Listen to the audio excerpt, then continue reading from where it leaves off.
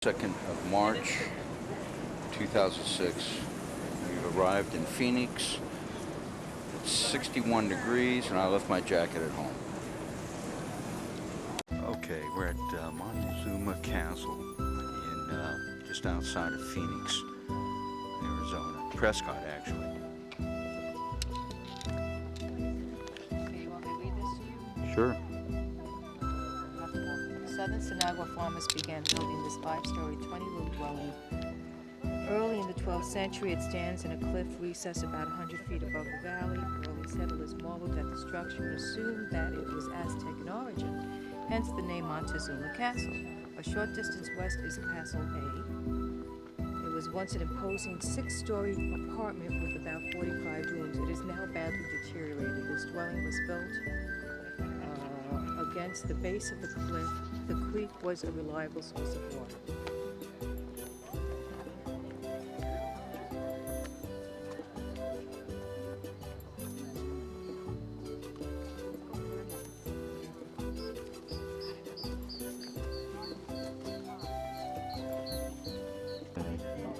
Not only do you have the major structure here, but also into the cliff walls there are also dwellings. You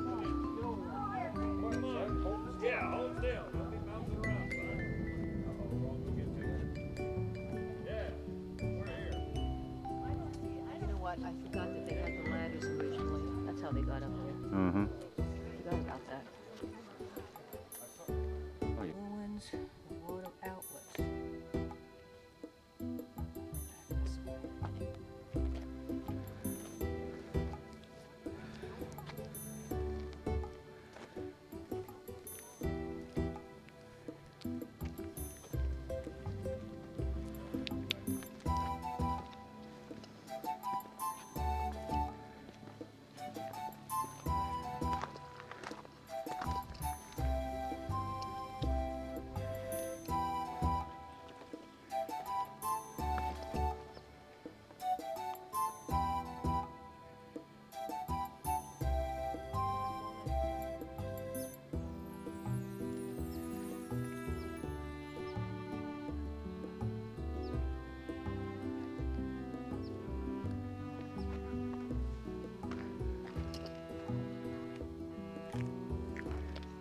I don't want to walk on down, right?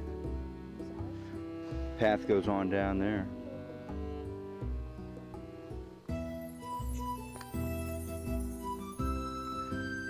These are all ancient dwellings, huh? Right in here.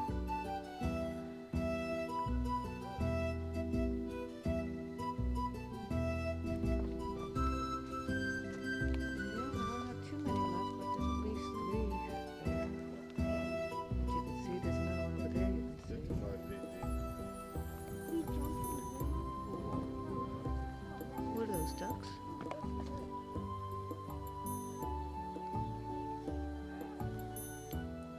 Local wildlife, squirrel.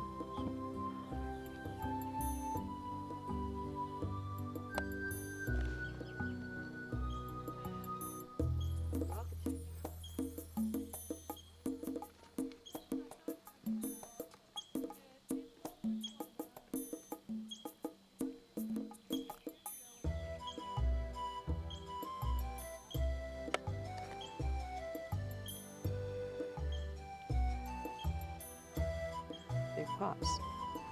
Water takes 7 minutes to flow through the swallow and out to the canal. About 600 pounds of dissolved lime flows from the well to the swallow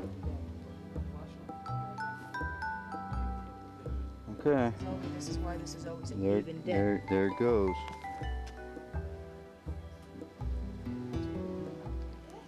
Yeah. Well, if you can swim. Can you swim through there? Something they made. It just existed. Well, so they yeah. took advantage of it. Mm-hmm. Cracks in the limestone. So I would imagine it's saying about 600 pounds of dissolved limestone. So this must be getting bigger and bigger constantly. Yeah. And one day. Here we have the cave homes. Overlooking. This is waterfront property.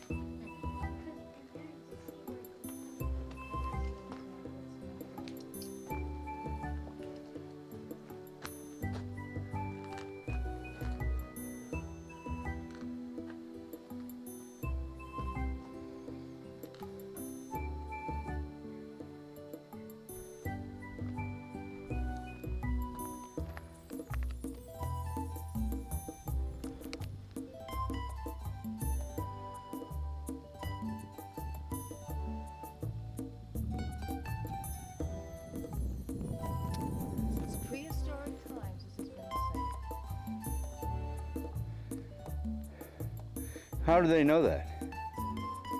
Who was here? Who was here to tell them what it was in prehistoric times? Okay, on the other side of this limestone formation was the inlet from the lake, and now we're going to the outlet from the lake.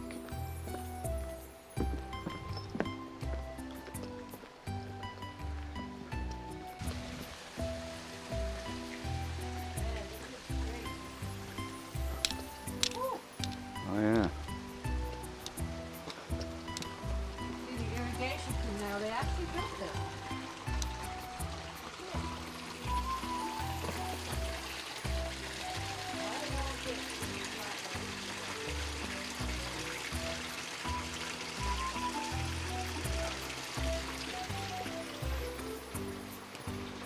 That's cool. Water was clean. I mean, coming right out of this limestone, I'm guessing that's got to be pretty filtered water. Huh. Yeah, look at that. All that is coming from this little thing, huh? That's what it looks like. And they diverted this by, you think they built this, they put all this here? Oh, Put it that way because it looks like even that's what went down there.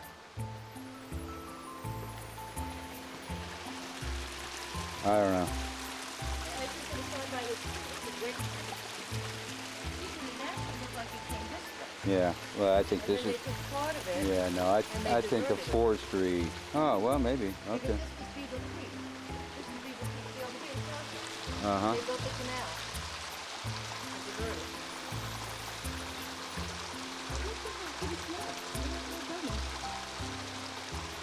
We understood about, we understood the concept of irrigation.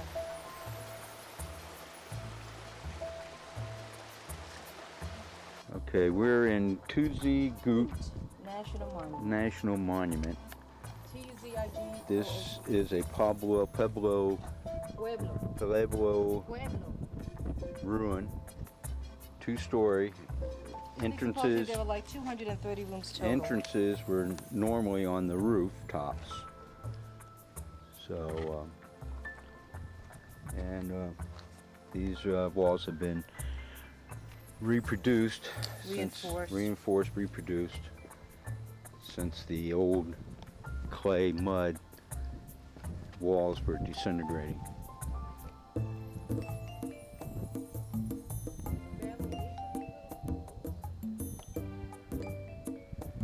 And this was a very fertile, or still I guess it is, considered a fertile valley. Oh yeah, look at the big river. The area is Cottonwood, Well, this is Clarksdale. called Clarksdale. Clarksdale, Arizona. Right out of Here, right out here is the copper mine.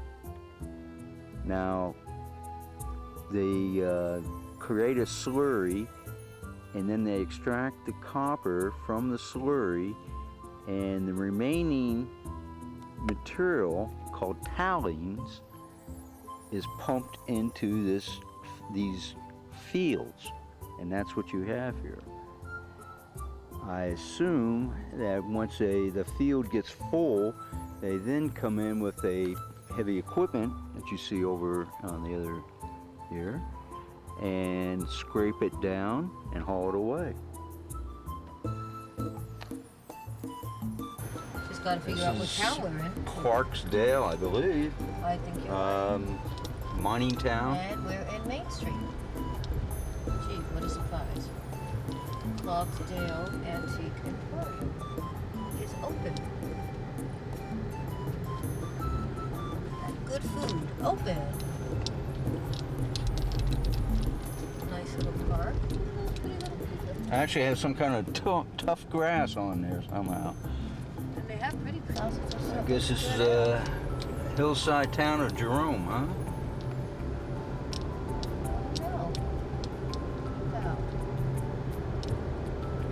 Those houses have some view.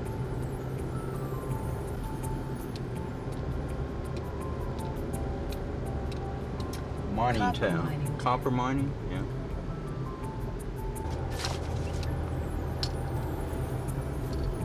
That is a nice smell.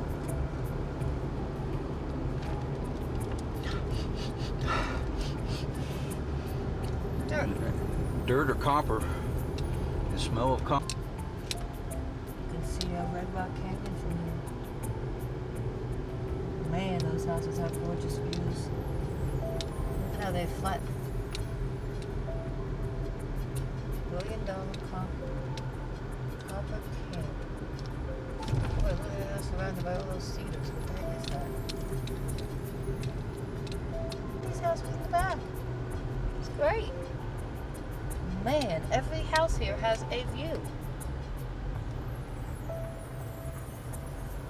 Every single one.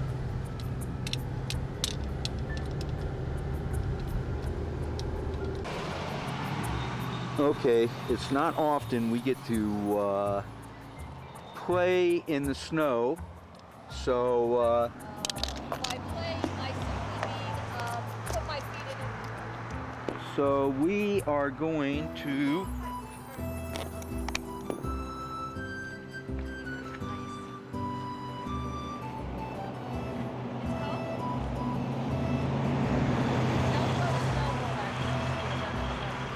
these are great. Yeah, that's nice. Huh? Why would he say it? Yeah, I know. This is great snow. Snowboard, yeah, but they're ice balls. Yeah, snowball. This is right packed in snow. Oh yeah.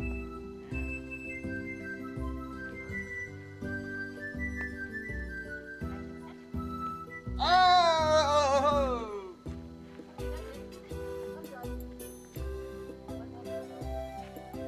Hey, bring him home for a souvenir. Pack it.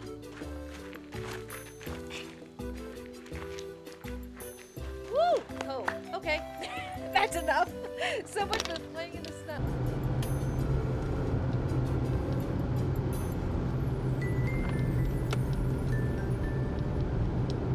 Still snow on the ground in March. Wow, we're up. We're elevated about 5,000 feet. Well, as we drive through Arizona, I spot this dome home.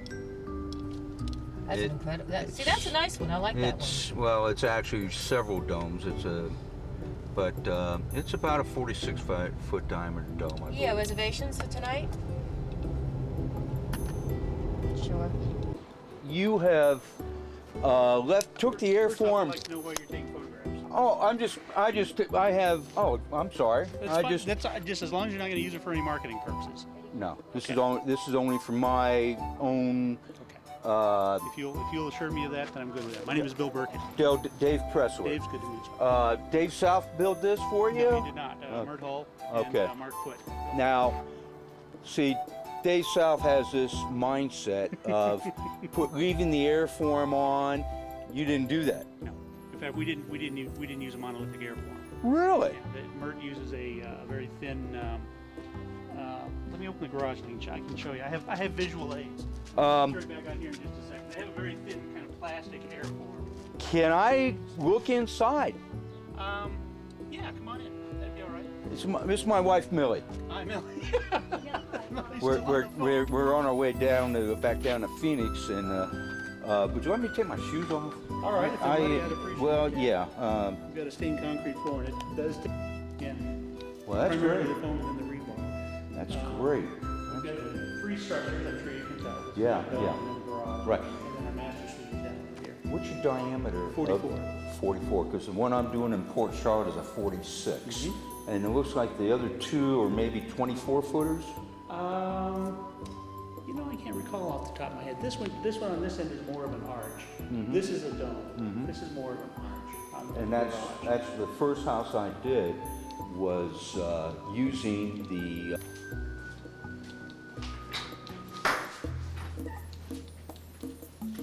I want to step over the tire tracks and let the cars left. You didn't Yeah. Yeah, this is a half arch. with your garage. Yeah, this works.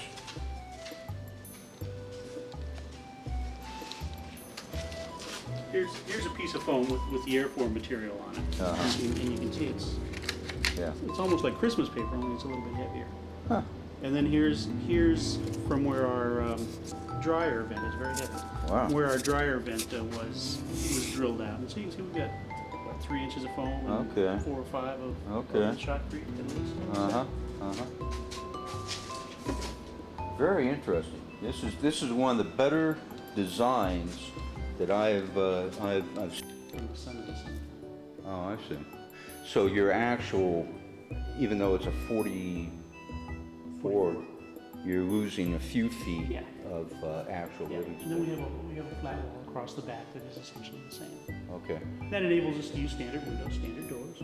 You know, Yeah. the doors are Feather River from Home Depot. The windows are from another local shop.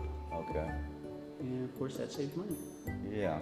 That was the issue that's a big issue in any of the domes. They're trying to take the shell of a dome and fit in a Home Depot window. It just really never works. I mean, it works, but aesthetically. Well, they did the way they built this, this wall is curved. Yeah. Our original plans called for it to be straight segments. Yeah. But Mert and Mark looked at that and they said, no, that's not right. We're going to make it curved. Mm-hmm. And so you can see out here that they made it deep enough that it could, Mm-hmm. that you'd have enough space to put in the flat windows, standard windows. And you've eliminated. I mean, if you're on the second floor. Now this house, the concrete arches are the actual airform area. Inside those arches, by a couple of feet, is the framing that framed out and created the entry wall. And then on the other side is a dome. It's a master suite. And then an arch, half arch actually, was used to create the garage. That's a 44 foot diameter.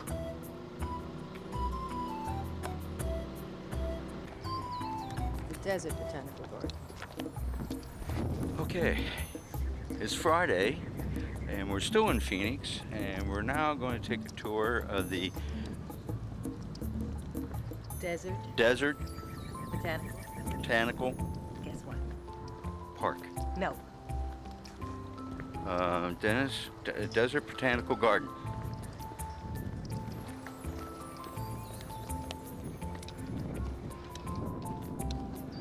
And it's a nice sunny day in Phoenix. Temperature 80, going on 80 plus degrees, 84 degrees. Oh, $10. Okay.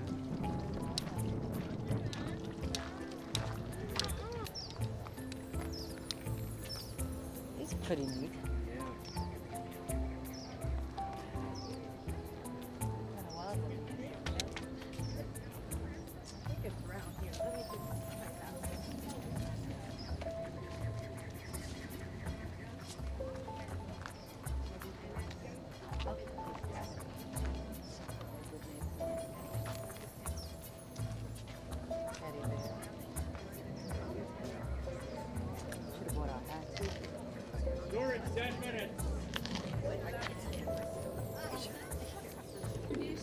This is the agave plant, and it's blooming.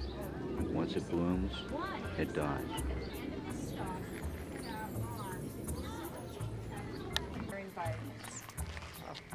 So many arms. Everything. Everything. Yeah. Everything is different. It doesn't have any leaves. Well, it doesn't have the leaves that you're used to seeing on a tree, but the spines do part of the job of leaves. Leaves protect the branches of a regular tree. The spines have the deep pleats that this organ pipe has. But as it soaks up the water whenever it's available, it stores the water, called a crested saguaro. Talking about that over there? That large one over there. And we won't do it because there are people in there now, but there's a little trail that you can go and get a front view against the Papago Butte over there. And it's very rare. It happens about 1 in 200,000 times of a saguaro. And they think it might be, maybe it was hit by lightning. Maybe it was some kind of genetic mutation at that point in time. Perhaps frost hit it. They really don't know what happens to it. But it decides to go a different way rather than straight up. This particular saguaro has a story to it. You know that all of the desert plants, all of the cactus and things like that, are protected. And so you can't just go out to the desert and dig out a plant for your yard. You have to have the proper paperwork and all of that kind of stuff. Well, some man found this out in the desert and decided he wanted to have that in his yard. So he dug it up, put it on his flatbed, brought it into town. Policeman stopped him, of course, and said, "Show me your paperwork." Of course, he had no paperwork. And so what happened, he was arrested, went to jail, and the Crested came out to live with them. And this desert garden has a large area, all sorts of cactus, some blooming. Very nice tour of the cactus and the years it takes for them to grow. This cactus has to be somewhere between 50 to 75 years before it'll grow an arm. And it's called? A Sonora. No. Oh. Sonora is the desert.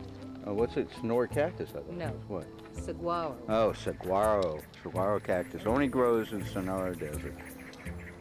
But you're right, they should call it the Sonora Desert cactus. That would be a better name. Saguaro. Saguaro. Oh, okay. Saguaro. Yeah. Are you sure it's the Palo Verde tree? Those cactus sound pretty neat. Yeah, and these are called Palo Verde trees because they're green. Green trees. And here we have a mesquite tree. Ah, these woodpeckers make homes in the cactus. And Woodpecker that makes the hole. It's called a. If you give me a minute, it's called a gila, G-I-L-A, a gila woodpecker, and it makes its hole. That's its nest. And then after it leaves that nest, other animals will use it. It takes the nest for a year, and it does not damage the cactus at all. The cactus develops the fruit. this gives you an overview of how big this cactus garden is.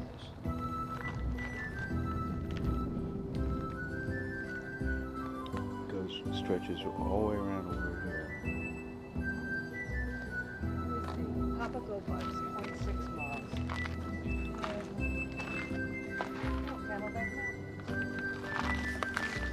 Okay, this will end our tour of the cactus garden. A lot of pricks here. A lot of what? Pricks.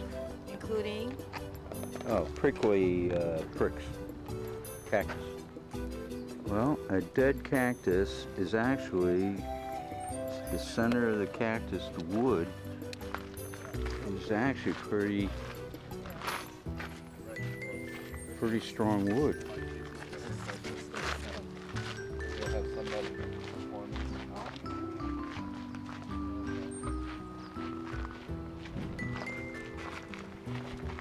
Now this isn't, well, yeah, okay, some of it is cactus wood, but yeah.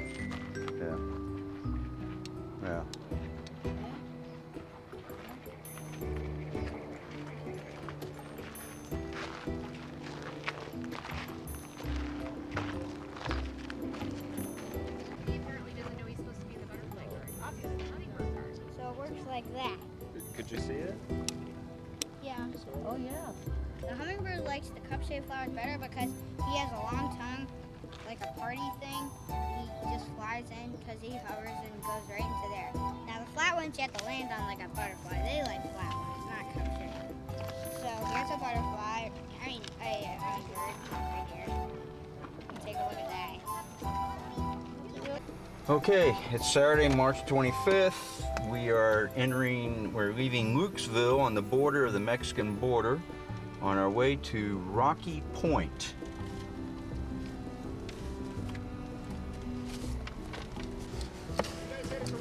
Yes, we are. This is a mapped off. All right. Which one are you going to? We're going to Wall Mayan. That's what I work for. Yeah. That's the Mayan Palace. Right Mountain Palace, I mean, yeah. Well, otherwise he was going to try to take a timeshare, wasn't he? Okay.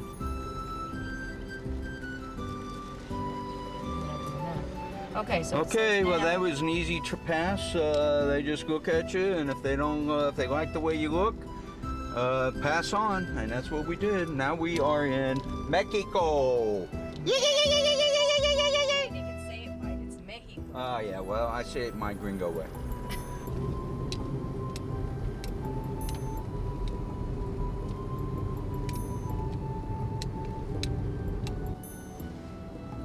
She's selling strawberries. It looks like.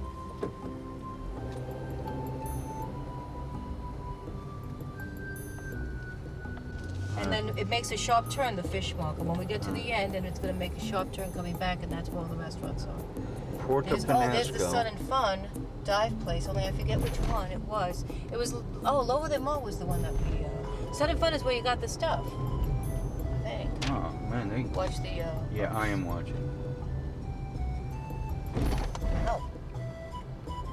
Okay.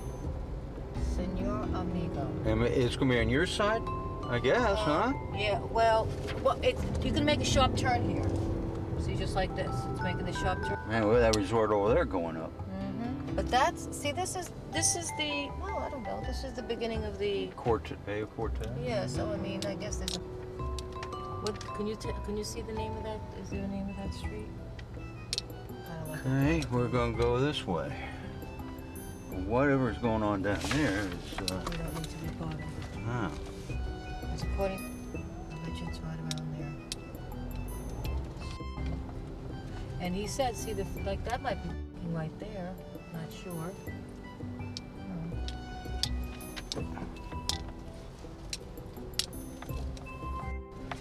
Okay, they're dancing around the car. Why are you going Yeah, this way when he's Well, when they're dancing around the I'm car? going to drive around here. Yeah, See what's except that going now on? you're gonna get stuck behind this stupid car while she no. does this. Yeah. Okay. What did? David, I want to eat. I mean, she can be there for an hour doing that. Oh, David. Okay. Oh, this is the fish market. There it is, right there. This is isn't that Well, Pirco? No, that Oh, isn't. yeah, that's not it. The Senor Shrimp, but obviously this is the area, so. What's that down there? That's probably it. Senor Amigo? Yeah, that's it. Okay, so just see, try to find parking. Okay. Okay, we are in Puerto Penasco on the ocean, and this is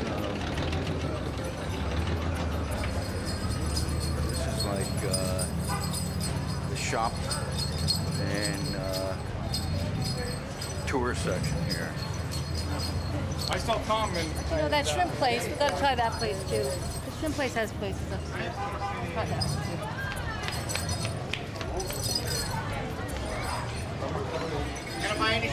Probably a spring break going on. Well, so this is to buy it and we're gonna take it home and cook it. Jello break, jello shot, beer bomb. I gotta admit, if we can get that shrimp at a good price, I mean, take it home and make a bunch of shrimp appetizers in the evening and just munch on shrimp, that's doable.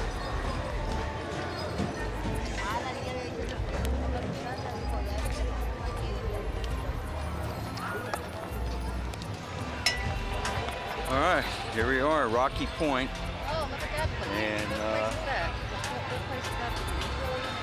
I don't know.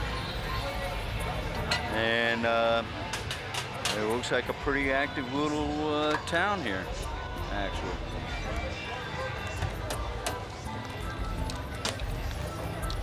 Oh, we might have to eat that one night. One night, one day. I can't believe all this young kids around here that there's not more going on the nights here. Actually, we can go eat there if you want instead of. Okay, this is Senor Amigos. And we just had our first meal in Rocky Point. Seems like it could be a spring break town here.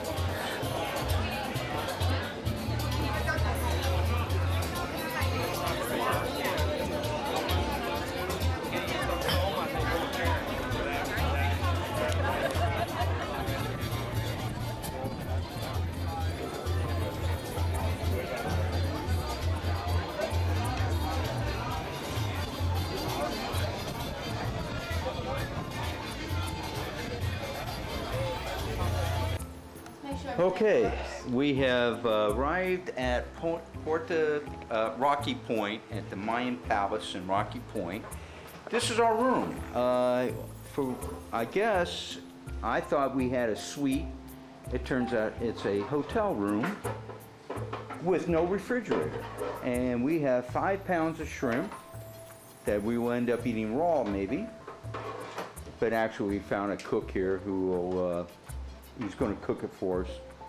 And yeah, it's going to cost us $8 a person to eat our own shrimp, but that gives us some side dishes. And so anyway, we're making do. This is they have no refrigerator, so this will be our refrigerator, trash can full of ice. And this is our view. And then we'll be in Mazatlan. Mazatlan, we do have a suite. So I suppose they had no availability.